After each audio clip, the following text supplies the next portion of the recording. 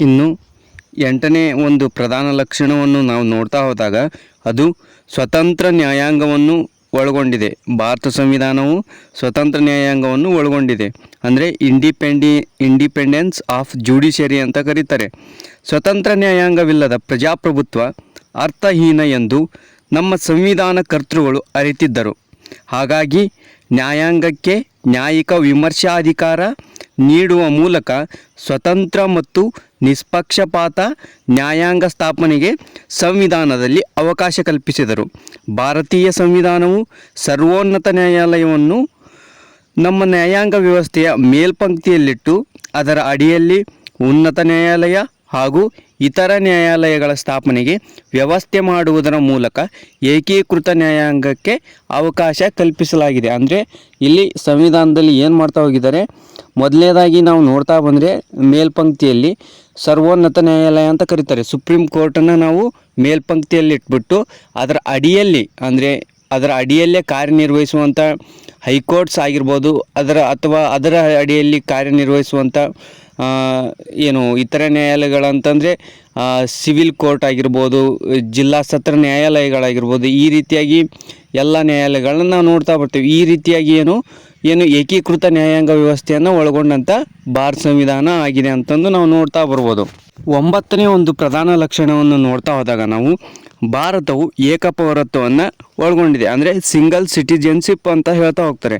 ಅಂದರೆ ನಾವೆಲ್ಲರೂ ಭಾರತೀಯರು ಏಕಪೌರತ್ವವನ್ನು ಹೊಂದಿದಂಥವರಾಗಿದ್ದೇವೆ. ಅಂದರೆ ಭಾರತ ಅನ್ನುವಂಥದ್ದು ಒಂದು ದೇಶದಲ್ಲಿ ನಾವು ಪೌರತ್ವ ಅನ್ನುವಂಥದ್ದು ಅಂದರೆ ಒಂದೇ ಪೌರತ್ವವನ್ನು ಒಳಗೊಂಡಿದೆ. ಇಲ್ಲಿ ರಾಜ್ಯಕ್ಕೆ ಬೇರೆ ಪೌರತ್ವ ಹಾಗೆ ದೇಶಕ್ಕೆ ಬೇರೆ ಪೌರತ್ವ ಅನ್ನುವಂಥದ್ದಿಲ್ಲ.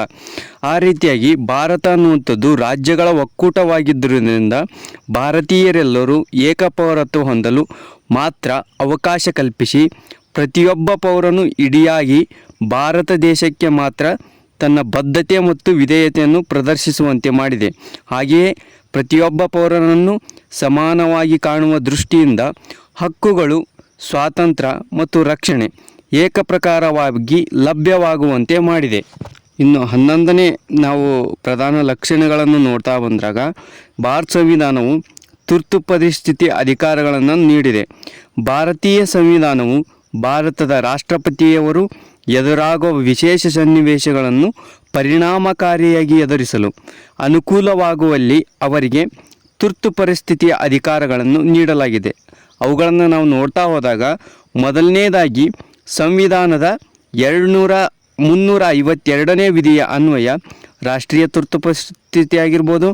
ಹಾಗೆ ಎರಡನೇ ಒಂದು ನಾವು ತುರ್ತು ಪರಿಸ್ಥಿತಿಯನ್ನು ನೋಡ್ತಾ ಬಂದಾಗ ಸಂವಿಧಾನದ 356ನೇ ವಿಧಿಯ ಅನ್ವಯ ರಾಷ್ಟ್ರಪತಿ ಆಳ್ವಿಕೆ, ನಾವು ಅದನ್ನು ಏನಂತ ಕರಿತಾ ಹೋಗ್ತೀವಿ, ರಾಜ್ಯ ತುರ್ತು ಪರಿಸ್ಥಿತಿ ಅಂತ ಕೂಡ ಕರಿತಾ ಹೋಗ್ತೀವಿ. ಇನ್ನು ಮೂರನೇದಾಗಿ ನೋಡ್ತಾ ಬಂದಾಗ ಸಂವಿಧಾನದ 360ನೇ ವಿಧಿಯ ಅನ್ವಯ ಆರ್ಥಿಕ ತುರ್ತು ಪರಿಸ್ಥಿತಿ ಅಂತ ಹೇಳ್ತಾ ಹೋಗ್ತಾರೆ. ಅಂದರೆ ಯಾವುದೇ ಒಂದು ದೇಶದಲ್ಲಿ ಆರ್ಥಿಕವಾಗಿ ದೇಶ ನೆಲಕಚ್ಚಿದಾಗ ಈ ಆರ್ಥಿಕ ತುರ್ತು ಪರಿಸ್ಥಿತಿಯನ್ನು ಹೇರಲಾಗ್ತದೆ.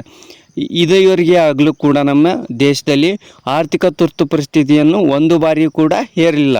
ಇನ್ನು 11ನೇ ಒಂದು ಲಕ್ಷಣವನ್ನು ನೋಡ್ತಾ ಹೋದಾಗ ಸಾರ್ವತ್ರಿಕ ವಯಸ್ಕ ಮತದಾನ ಪದ್ಧತಿ ಅಂತ ಕರಿತಾ ಹೋಗ್ತಾರೆ. ಭಾರತೀಯ ಸಂವಿಧಾನವು ಸಾರ್ವತ್ರಿಕ ವಯಸ್ಕ ಮತದಾನ ಪದ್ಧತಿಯ ಅಳವಡಿಕೆಗೆ ಅವಕಾಶ ಕಲ್ಪಿಸಿದೆ. ಆ ಪ್ರಕಾರವಾಗಿ ನಾವು ನೋಡ್ತಾ ಹೋದರೆ 18 ವರ್ಷ ವಯೋಮಿತಿ ತುಂಬಿದ ಭಾರತದ ಪ್ರತಿಯೊಬ್ಬ ಪ್ರಜೆಯು ಜಾತಿ ಆಗಿರ್ಬೋದು, ಲಿಂಗ ಆಗಿರ್ಬೋದು, ವರ್ಣ ಆಗಿರ್ಬೋದು, ಧರ್ಮದ ಆಧಾರದ ಮೇಲೆ ಅಥವಾ ಹುಟ್ಟಿದ ಸ್ಥಳದ ಆಧಾರದ ಮೇಲೆ ಯಾವುದೇ ತಾರತಮ್ಯವನ್ನು ಮಾಡದೆ ನಾವು ನಮ್ಮ ಪ್ರತಿನಿಧಿಗಳನ್ನು ಆಯ್ಕೆ ಮಾಡುವಲ್ಲಿ ನಾವು ಮತ ಚಲಾಯಿಸುವ ಹಕ್ಕನ್ನು ಪಡೆದಿದ್ದೇವೆ.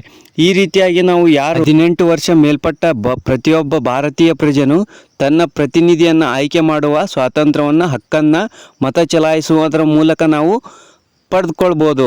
ಈ ರೀತಿಯಾದಂಥ ಒಂದು ಸಾರ್ವತ್ರಿಕ ವಯಸ್ಕ ಮತದಾನ ಪದ್ಧತಿಗೆ ಭಾರತ ಸಂವಿಧಾನದಲ್ಲಿ ಅಳವಡಿಸಿಕೊಂಡಿದ್ದಾರೆ. ಇನ್ನು 12ನೇ ಒಂದು ಪ್ರಧಾನ ಲಕ್ಷಣವನ್ನು ನೋಡ್ತಾ ಬಂದಾಗ ಪಂಚಾಯತ್ ರಾಜ್ ವ್ಯವಸ್ಥೆಯನ್ನು ಒಳಗೊಂಡಿದೆ. 1993ರ ಸಂವಿಧಾನ ತಿದ್ದುಪಡಿ ವಿಧೇಯಕದ ಮೂಲಕ ತಂದ 73 ಮತ್ತು 74ನೇ ತಿದ್ದುಪಡಿ ಅನ್ವಯ ಭಾರತದಲ್ಲಿ 3 ಹಂತದ ಸ್ಥಳೀಯ ಸರ್ಕಾರಿ ವ್ಯವಸ್ಥೆಗೆ ಅವಕಾಶ ಕಲ್ಪಿಸಲಾಗಿದೆ.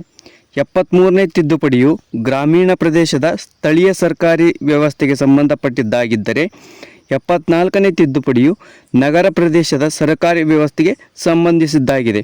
ಈ ರೀತಿಯಾಗಿ 73 ಮತ್ತು 74ನೇ ತಿದ್ದುಪಡಿ ತರುವುದರ ಮೂಲಕ ಭಾರತದಲ್ಲಿ ಸ್ಥಳೀಯ ಸರ್ಕಾರಗಳು ಮತ್ತು ನಗರ ಸ್ಥಳೀಯ ಸರ್ಕಾರ ವ್ಯವಸ್ಥೆಗೆ ಅವಕಾಶವನ್ನು ಮಾಡಿಕೊಡೋದ್ರ ಮೂಲಕ ಪ್ರತಿಯೊಂದು ಹಂತದಲ್ಲೂ ಅಧಿಕಾರ ವಿಭಜನೆ ಅನ್ನುವಂಥದ್ದು ಇರಲೇಬೇಕು ಅಂತಂದು ನಮ್ಮ ಸಂವಿಧಾನದಲ್ಲಿ ಹೇಳಿ ಅಥವಾ ಅದನ್ನು ಅಳವಡಿಸ್ಕೊಳ್ತಾ ಹೋಗಿದ್ದಾರೆ. ಇನ್ನು 13ನೇ ಒಂದು ಪ್ರಧಾನ ಲಕ್ಷಣವನ್ನು ನೋಡ್ತಾ ಬಂದಾಗ ನಾವು ಭಾರತ ಸಂವಿಧಾನ ಅನ್ನುವಂಥದ್ದು ತಿದ್ದುಪಡಿ ವಿಧಾನಗಳನ್ನು ಅಳವಡಿಸ್ಕೊಂಡಿದೆ. ಅದು ಯಾವ ರೀತಿಯಾದ ತಿದ್ದುಪಡಿ ವಿಧಾನಗಳನ್ನು ನಾವು ನೋಡ್ಬೋದು, ಅದು ಎಷ್ಟನೇ ವಿಧಿಯಲ್ಲಿ ಅಂತಂದರೆ 368ನೇ ವಿಧಿಯಲ್ಲಿ ನಾವು ಅದನ್ನು ನೋಡ್ತಾ ಬಂದಿದ್ದೇವೆ. ಈ ಪ್ರಕಾರವಾಗಿ ಭಾರತೀಯ ಸಂವಿಧಾನವು 3 ರೀತಿಯ ವಿಧಾನಗಳಲ್ಲಿ ತಿದ್ದುಪಡಿ ಮಾಡಲು ಅವಕಾಶವಿದೆ. ಹಾಗೆ ಈ ಸಂವಿಧಾನವನ್ನು ನಾವು ಸರಳ ರೀತಿ ಹಾಗೂ ಕಠಿಣತೆಯಿಂದ ಕೂಡಿದ ತಿದ್ದುಪಡಿ 2 ವಿಧಾನಗಳನ್ನು ನಾವು ಅಳವಡಿಸ್ಕೊಳ್ತಾ ಬಂದಿದ್ದೀವಿ. ಅದನ್ನು ನಾವು ನೋಡ್ತಾ ಹೋದಾಗ ಮೊದಲನೇದಾಗಿ ಪಾರ್ಲಿಮೆಂಟಿನ ಉಭಯ ಸದನಗಳ ಸರಳ ಬಹುಮತದೊಂದಿಗೆ ತಿದ್ದುಪಡಿ ಮಾಡುವ ವಿಧಾನವನ್ನು, ಹಾಗೆ ಪಾರ್ಲಿಮೆಂಟಿನ ಉಭಯ ಸದನಗಳಲ್ಲಿ 3/2 ಬಹುಮತದೊಂದಿಗೆ ತಿದ್ದುಪಡಿ ಮಾಡುವುದು. ಹಾಗೆ ಮೂರನೇದಾಗಿ ನಾವು ನೋಡ್ತಾ ಬಂದಾಗ ಪಾರ್ಲಿಮೆಂಟಿನ ಉಭಯ ಸದನಗಳ 3/2 ಬಹುಮತ ಪಡೆಯುವುದರ ಜೊತೆಗೆ ಭಾರತದ ಒಕ್ಕೂಟದಲ್ಲಿನ ಅರ್ಧದಷ್ಟು ರಾಜ್ಯ ಶಾಸಕಾಂಗದಲ್ಲಿ ಒಪ್ಪಿಗೆ ಪಡೆಯುವುದರ ಮೂಲಕ ತಿದ್ದುಪಡಿಯನ್ನು ಮಾಡಬಹುದು. ಅಂದರೆ ಈ ಮೂರು ರೀತಿಯಾಗಿ ನಾವು ತಿದ್ದುಪಡಿಗೆ ಅವಕಾಶವನ್ನು ಭಾರತ ಸಂವಿಧಾನದಲ್ಲಿ ಕಲ್ಪಿಸಲಾಗಿದೆ ಅಂತಂದು ಹೇಳ್ತಾ ಹೋಗ್ತಾರೆ. ಇನ್ನು 14ನೇ ಒಂದು ಲಕ್ಷಣವನ್ನು ನೋಡ್ತಾ ಬಂದಾಗ ಅಖಿಲ ಭಾರತ ಸೇವೆಗಳು ಅಂತ ಕರಿತಾ ಹೋಗ್ತಾರೆ. ಅಂದರೆ ಆಲ್ ಇಂಡಿಯಾ ಸರ್ವಿಸಸ್ ಅಂತ ಏನು ಕರಿತೀವಿ ನಾವು, ಅಖಿಲ ಭಾರತ ಸೇವೆಗಳನ್ನು ನಮ್ಮ ಭಾರತ ಸಂವಿಧಾನವು ಒಳಗೊಂಡಿದೆ. ಅಂದರೆ ಅದರ ಪ್ರಧಾನ ಲಕ್ಷಣವಾಗಿ ನಾವು ಇದನ್ನು ನೋಡ್ತಾ ಬರ್ಬೋದು. ಭಾರತೀಯ ಸಂವಿಧಾನವು ಏಕಾತ್ಮಕತೆಯ ಲಕ್ಷಣವನ್ನು ಸೂಚಿಸುವ ಅಂಶಗಳಲ್ಲಿ ಇದೊಂದಾಗಿದೆ. ಅಂದರೆ ಏಕಾತ್ಮಕತೆಯ ಲಕ್ಷಣವನ್ನು ಒಳಗೊಂಡಂಥದ್ದಂದರೆ ಅಖಿಲ ಭಾರತ ಸೇವೆಗಳು. ಅಂದರೆ ಇಲ್ಲಿ ಇದರ ಅನ್ವಯ ನಾವು ನೋಡೋದಾದರೆ ಅಖಿಲ ಭಾರತ ಸೇವೆಗಳನ್ನು ಮುಂತಾದ ಸೇವೆಗಳಿಗೆ ನೇಮಕಾತಿ ಮಾಡಿಕೊಳ್ಳುವ ಅಧಿಕಾರ ಯಾರಿಗಿರ್ತದೆ ಅಂದರೆ ಇಲ್ಲಿ ಕೇಂದ್ರದ ಪಾರ್ಲಿಮೆಂಟ್ಗೆ ಇರುತ್ತೆ. ಅದಕ್ಕೋಸ್ಕರ ನಾವು ಏನಂತ ಕರಿಬೋದು, ಇದನ್ನ ಏಕಾತ್ಮಕತೆಯ ಲಕ್ಷಣ ಅಂತಂದು ಇದನ್ನು ಕರಿತಾ ಬರುವುದು. ರಾಜ್ಯ ಸರ್ಕಾರಗಳಲ್ಲಿ ಈ ಸೇವೆಗಳಿಗೆ ಸಂಬಂಧಿಸಿದಂತೆ ಯಾವುದೇ ನಿಯಂತ್ರಣ ಅಧಿಕಾರ ಇರೋದಿಲ್ಲ. ಅಂದರೆ ಇಲ್ಲಿ ರಾಜ್ಯಗಳಿಗೆ ಯಾವುದೇ ಅಧಿಕಾರವನ್ನು ಕೇಂದ್ರದ ಪಾರ್ಲಿಮೆಂಟ್ ನೀಡಿರೋದಿಲ್ಲ. ಅದಕ್ಕೋಸ್ಕರ ಇದು ಏಕಾತ್ಮಕತೆಯ ಲಕ್ಷಣ ಅಂತಂದು ನಾವು ನೋಡ್ತಾ ಬರ್ಬೋದು. 15ನೇ ಮತ್ತು ಕೊನೆಯ ಒಂದು ಲಕ್ಷಣವನ್ನು ನೋಡ್ತಾ ಬಂದಾಗ ನಾವು ಅಧಿಕಾರ ವಿಭಜನೆ ಅಂತ ಹೇಳ್ತಾ ಹೋಗ್ತಾರೆ. ಅಂದರೆ ಭಾರತ ಸಂವಿಧಾನದಲ್ಲಿ ಶಾಸನೀಯ ಅಧಿಕಾರಿಗಳನ್ನು ಏನು ಮಾಡ್ತಾ ಹೋಗಿದ್ದಾರೆ, ಕೇಂದ್ರ ಮತ್ತು ರಾಜ್ಯಗಳಲ್ಲಿ 3 ಪಟ್ಟಿಗಳನ್ನಾಗಿ ಸಂವಿಧಾನಾತ್ಮಕವಾಗಿ ಹಂಚಿಕೆ ಮಾಡಲಾಗಿದೆ. ಆ ಪ್ರಕಾರವಾಗಿ ನಾವು ನೋಡ್ತಾ ಬಂದಾಗ ಮೊದಲನೇದನ್ನು ಕೇಂದ್ರ ಪಟ್ಟಿ ಅಂತ ಕರಿತಾ ಹೋಗ್ತಾರೆ. ಆ ಕೇಂದ್ರ ಪಟ್ಟಿಯಲ್ಲಿ ನಾವು 100 ವಿಷಯಗಳು ಇರುವುದನ್ನು ನೋಡ್ತಾ ಬರ್ತೀವಿ.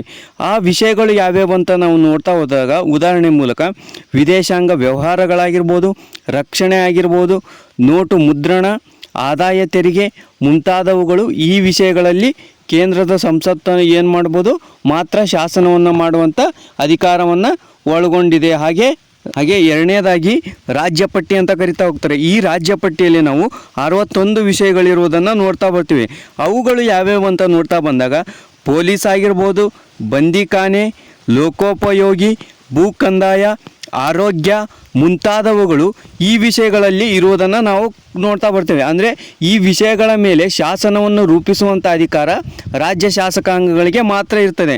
ಇನ್ನು ಮೂರನೇದಾಗಿ ನಾವು ನೋಡ್ತಾ ಬಂದಾಗ ಸಮವರ್ತ ಪಟ್ಟಿ ಅಂತ ಕರಿತಾ ಹೋಗ್ತಾರೆ. ಅಂದರೆ ಸಮವರ್ತಿ ಪಟ್ಟಿ, ಅದರಲ್ಲಿ ನಾವು 52 ವಿಷಯಗಳನ್ನು ನೋಡ್ತಾ, ಆ 52 ವಿಷಯಗಳು ಯಾವ್ಯಾವು ಅಂತ ನೋಡ್ತಾ ಬಂದಾಗ ನಾವು ಒಂದನೇದು ಕಾರ್ಮಿಕರ ಕಲ್ಯಾಣ ಆಗಿರ್ಬೋದು, ಹಾಗೆ ಮುದ್ರಣ ಆಗಿರ್ಬೋದು, ಶಿಕ್ಷಣ, ದಿನಪತ್ರಿಕೆ ಮುಂತಾದವು ಈ ವಿಷಯಗಳ ಮೇಲೆ ಕೇಂದ್ರ ಮತ್ತು ರಾಜ್ಯಗಳಿಗೆ ಎರಡರಿಗೂ ಏನಾಗಿರುತ್ತೆ, ಶಾಸನವನ್ನು ರೂಪಿಸುವಂಥ ಅಧಿಕಾರವನ್ನು ಹೊಂದಿವೆ. ಅಂದರೆ ಇಲ್ಲಿ ಸಮವರ್ತ ಪಟ್ಟಿಯಲ್ಲಿ ಕೇಂದ್ರ ಮತ್ತು ರಾಜ್ಯಗಳೆರಡು ಏನು ಮಾಡ್ಬೋದು, ಶಾಸನವನ್ನು ರೂಪಿಸ್ಬೋದು. ಈ ರೀತಿಯಾಗಿ ನಾವು ಭಾರತೀಯ ಸಂವಿಧಾನದ ಕೆಲವೊಂದು ಲಕ್ಷಣಗಳನ್ನು ನೋಡ್ತಾ ಬರ್ತೀವಿ.